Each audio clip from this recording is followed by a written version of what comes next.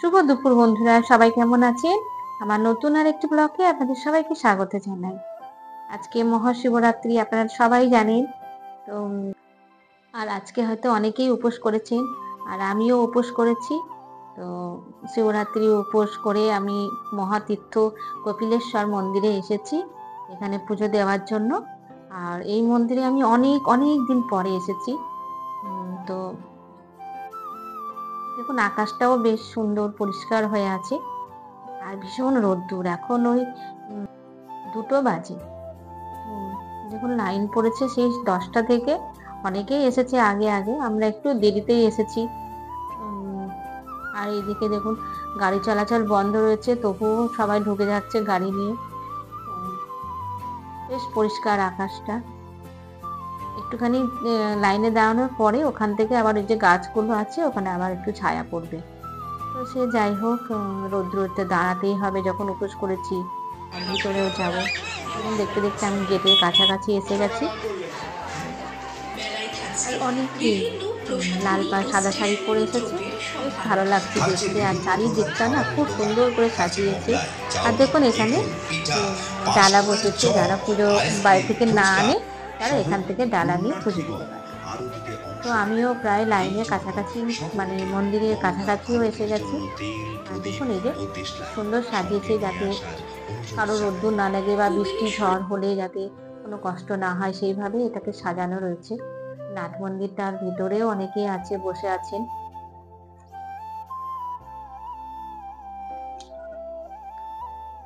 আর অনেকে ঘোড়াতে করে গঙ্গার জল নিয়ে, দেখুন সামনের দিকটায় হয়েছে বাবার মাথায় জল ঢালবে বলে ওই ঘোড়াতে করে জল নিয়ে যাচ্ছে ভিতরে।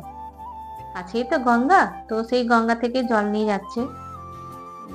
দেখুন, বাচ্চাদের নিয়েও ঢুকছে, কি করবে, হয়তো বাড়িতে কেউ নেই বাচ্চা রাখার জন্য, তাকেও নিয়েও ঢুকছে ভেতরে।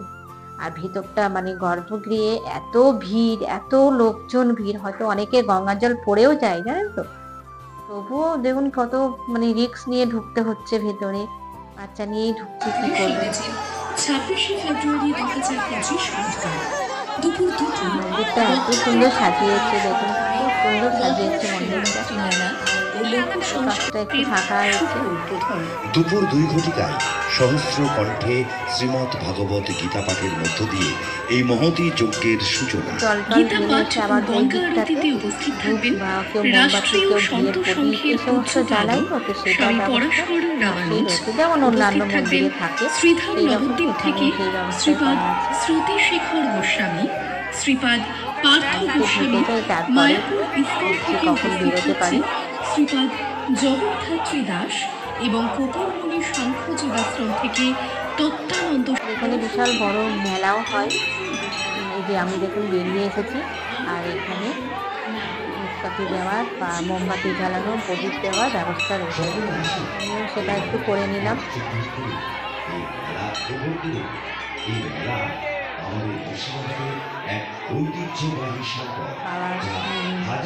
কপিলেশ্বর সবাইকে ভালো রাখুক, সবাইকে সুস্থ রাখুক, এটাই মানে প্রার্থনা করছি, সবাই যেন ভালো থাকে। তারপরে দেখুন, আমিও পড়েছি যে এই যে লাল সাদা শাড়ি, কেমন লাগছে একটু বলবেন আপনারা কমেন্ট করে। এখানে বিশাল বড় মেলা হয়, সেই ব্যবস্থাও আছে, কাল থেকে সেগুলো দেখবো, আপনাদেরও দেখাবো। এটা হচ্ছে বেরোনোর রাস্তা। চলুন আমরা একটু এগিয়ে যাই। এই যে কড়াইগুলো দেখছেন, এখানে সকালে রান্না হয়, কালকে অনেক লোক খায় এখানে। আর এই যে এই দোকানগুলো তো মেলা মানেই বসবে এখানে।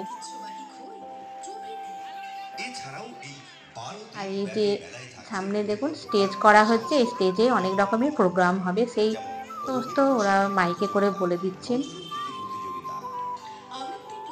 আর এই গাছটা বহু আগে, মানে আমার ঠাকুমার শাশুড়ি মারাও হয়তো এখানে মাঝে মাঝে আসতেন। মানে এই মন্দিরটা হচ্ছে বহু বছরের। কত তারিখ আমারটা সেটা জানা নেই, কিন্তু এইটুকু জানি যে অনেক দিনের এই মন্দিরটা। যাই হোক, আমরা এবার দেখুন বাড়ি ফিরে যাচ্ছি, আর বাড়ি গিয়ে একটু জল শরবত খাবো, কারণ সারা রাত্রি তো আমি উপোস করবো না। আর রাত্রিতে একটু লুচি তরকারি খাওয়ার জন্য এই যে বেড়ে নিচ্ছি। আর আমি আমার ব্লগটি এখানে শেষ করছি। আপনারা ভালো থাকবেন, সুস্থ থাকবেন, আর আমার ব্লগটিকে লাইক, শেয়ার আর সাবস্ক্রাইব করে আমার পাশে থাকবেন এই অনুরোধ রইল আপনাদের কাছে।